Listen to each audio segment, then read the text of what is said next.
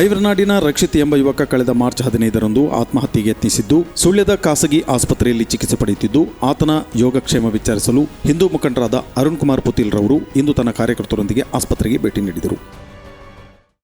ಐವರ್ನಾಡಿನ ಹಿಂದೂ ಸಂಘಟನೆಗಳಲ್ಲಿ ಅತ್ಯಂತ ಸಕ್ರಿಯವಾಗಿ ಕೆಲಸ ಮಾಡಿಕೊಂಡಿರತಕ್ಕಂಥ ರಕ್ಷಿತ್ ಅನ್ನುವಂಥ ಕಾರ್ಯಕರ್ತನನ್ನು ಆಸ್ಪತ್ರೆಯಲ್ಲಿ ಭೇಟಿಯಾಗುವುದಕ್ಕೆ ನಾವು ಕಾರ್ಯಕರ್ತರ ಜೊತೆಗೆ ಬಂದಿದ್ದೇವೆ. ಒಂದಷ್ಟು ದಿವಸಗಳ ಹಿಂದೆ ಟ್ರಾಫಿಕ್ ರೂಲ್ಸನ್ನು ಉಲ್ಲಂಘನೆ ಮಾಡಿದ್ದಾರೆ ಅಂತಕ್ಕಂಥ ಕಾರಣಕ್ಕೋಸ್ಕರ ನ್ಯಾಯಾಂಗ ವ್ಯವಸ್ಥೆಗೆ ಗೌರವವನ್ನು ಕೊಟ್ಟು ಆ ನ್ಯಾಯಾಂಗದ ತೀರ್ಪನ್ನು ಯಾವತ್ತೂ ಕೂಡ ಗೌರವಿಸ್ತಕ್ಕಂಥ ಸಂಪ್ರದಾಯವನ್ನು ನಾವೆಲ್ಲ ಇಟ್ಟುಕೊಂಡಿದ್ದೇವೆ.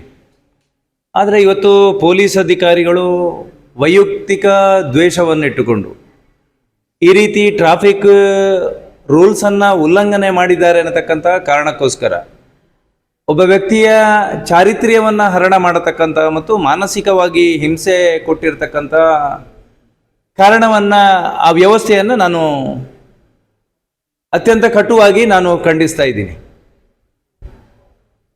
ಸುಮಾರು ಸಮಯಗಳಿಂದ ಈ ರೀತಿಯ ಉಲ್ಲಂಘನೆಗಳು ನಡೆದಂಥ ಸಂದರ್ಭದಲ್ಲಿ ಯಾವುದೇ ರೀತಿಯ ಕ್ರಮವನ್ನು ಕೈಗೊಳ್ಳದೆ 1 ವರ್ಷದ ಹಿಂದೆ ನಡೆದಿರ್ತಕ್ಕಂಥ ಹೆಲ್ಮೆಟನ್ನು ಹಾಕಲಿಲ್ಲ ಅಂತಕ್ಕಂಥ ಕಾರಣಕ್ಕೋಸ್ಕರ ಒಬ್ಬ ವ್ಯಕ್ತಿಯ ಮೇಲೆ ಇಲ್ಲದ ಸಲ್ಲದ ಆರೋಪಗಳನ್ನು ಮಾಡಿ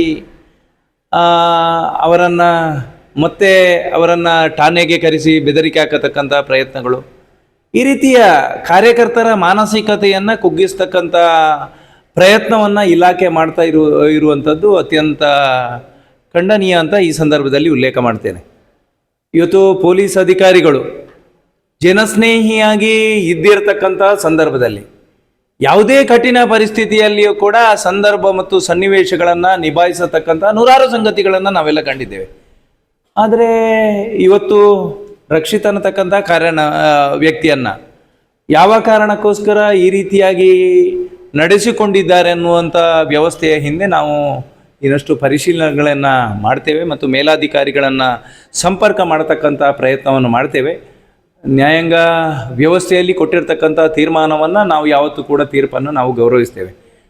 ವ್ಯಕ್ತಿ ಕೂಡ ಅದನ್ನು ಒಪ್ಪಿಕೊಂಡು ಆ ಸಮುದಾಯ ಸೇವೆಯನ್ನು ಮಾಡಬೇಕು ಅಂತಕ್ಕಂಥ ಆದೇಶವನ್ನು ಒಪ್ಪಿಕೊಂಡು ಕೆಲಸವನ್ನು ನಿರ್ವಹಿಸಿದ್ದಾನೆ. ಆದರೆ ಅದರ ನಂತರ ಠಾಣೆಗೆ ಕರೆಸಿ ವೈಯಕ್ತಿಕ ನಿಂದನೆ ಮಾಡತಕ್ಕಂಥ, ಅವರನ್ನು ಬೆದರಿಸತಕ್ಕಂಥ ಈ ರೀತಿಯ ವ್ಯವಸ್ಥೆಯನ್ನು ಮಾಡಿದರೆ ಹಿಂದೂ ಸಮಾಜ ಯಾವತ್ತೂ ಕೂಡ ಸಹಿಸೋದಿಲ್ಲ.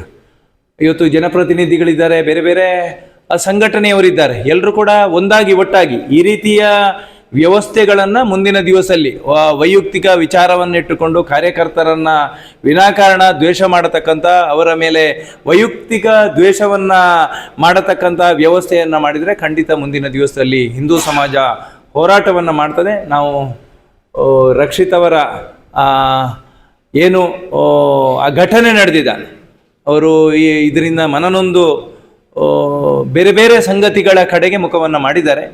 ಅವರಿಗೆ ಸಾಂತ್ವನ ಹೇಳ್ತಕ್ಕಂಥ ವ್ಯವಸ್ಥೆಯನ್ನು ಮಾಡಿದ್ದೇವೆ ಮತ್ತು ಪೊಲೀಸ್ ಅಧಿಕಾರಿಗಳಿಗೆ ಮತ್ತೆ ವಿನಂತಿ ಮಾಡಿಕೊಳ್ಳುವಂಥದ್ದು, ಮತ್ತು ಜನಸ್ನೇಹಿಯಾಗಿ ಕರ್ತವ್ಯವನ್ನು ನಿರ್ವಹಿಸ್ತಕ್ಕಂಥ ಕೆಲಸ ಕಾರ್ಯವನ್ನು ಮಾಡಿ ನ್ಯಾಯಾಂಗ ವ್ಯವಸ್ಥೆ ಮತ್ತು ಇಲಾಖೆಯ ಯಾವುದೇ ಕಾರ್ಯಸೂಚಿ ಇದ್ದರೂ ಅದನ್ನು ಒಪ್ಪಿಕೊಂಡು ಕೆಲಸ ಮಾಡಿರತಕ್ಕಂಥ ಸಂಘಟನೆಯ ಕಾರ್ಯಕರ್ತರು ನಾವೆಲ್ಲ ಇದ್ದೀವಿ.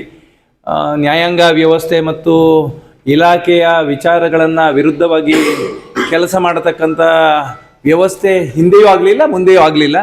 ಈ ರೀತಿಯ ಕೃತ್ಯವನ್ನು ಹಿಂದೂ ಸಮಾಜ ಖಂಡಿಸ್ತದೆ ಮತ್ತು ಈ ರೀತಿಯ ಘಟನೆಗಳು ಮುಂದಿನ ದಿವಸದಲ್ಲಿ ಆ ಠಾಣಾಧಿಕಾರಿಗಳ ಮುಖಾಂತರ, ಸಂತೋಷ್ ಅನ್ನತಕ್ಕಂಥ ಠಾಣಾಧಿಕಾರಿಗಳು ಮುಂದಿನ ದಿವಸದಲ್ಲಿ ಜನಸ್ನೇಹಿಯಾಗಿ ಕರ್ತವ್ಯವನ್ನು ನಿರ್ವಹಿಸಬೇಕು ಅನ್ನತಕ್ಕಂಥ ಮಾತುಗಳನ್ನು ಈ ಸಂದರ್ಭದಲ್ಲಿ ಉಲ್ಲೇಖ ಮಾಡೋದಕ್ಕೆ ಇಚ್ಛೆಪಡ್ತೇನೆ.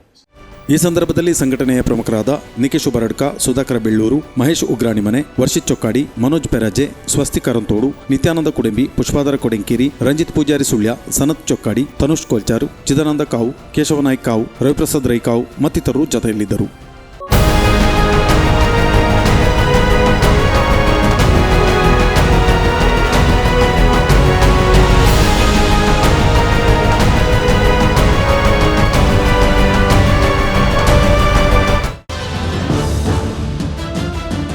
ನಮಸ್ತೆ ವೀಕ್ಷಕರೇ, ಸುದ್ದಿ ನ್ಯೂಸ್ ಬುಲೆಟಿನ್ಗೆ ಸ್ವಾಗತ. ನಾನು ರೇಖಾ ಸುಭಾಷ್. ನಾನು ದಯಾನಂದ ಕೊರತೋಡಿ. ನಾನು ಪ್ರಜ್ಞಾ ಸಾಲ್ಯನ್ ಕೇರ್ಪಳ. ನಾನು ಯಶ್ವಿತ್ ಕಾಳಮನೆ. ನಾನು ಜಯಶ್ರೀ ಕೊಯ್ಗೋಡಿ. ನಾನು ಶಿವಪ್ರಸಾದ್ ಆಲಿಟಿ. ನಾನು ಪೂಜಶ್ರೀ. ನಾನು ದುರ್ಗಾ ಕುಮಾರ್ ನಾಯರ್ಕೆರೆ.